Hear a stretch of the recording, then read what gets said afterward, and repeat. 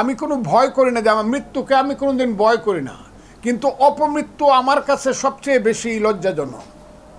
আমার কাছে মনে হচ্ছে দেশ বিদেশ থেকে স্বাধীনতা বিরোধী শক্তির যারা ইউটিউবার এবং যারা তাদের পক্ষে সাংবাদিকতা করে স্বাধীনতা বিরোধী শক্তির পক্ষে দেশে বিদেশে থেকে বেশ কয়েকদিন যাবৎ প্রথম বলছে ফজলুর রহমানকে মব জাস্টিস করো, তার উপরে মব জাস্টিস এখন প্রযোজ্য। আর ফ্রান্স থেকে দুইজন সাংবাদিক বলছে তাকে হত্যা করাই দরকার। আর কালকে সর্বশেষ পরশু রাত্রে দেখলাম, আমি নামটা আমার, সেও জামাতের একজন ইউটিউবার, সে আমাকে বলছে যে ফজলু পাগলাকে জবাই করেই হত্যা করতে হবে।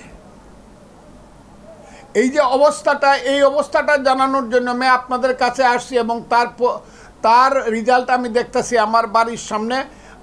7 থেকে 8 জন বা 9 জন ছেলে মেয়ে, এরা কারা কোন দলের আমি চিনি না।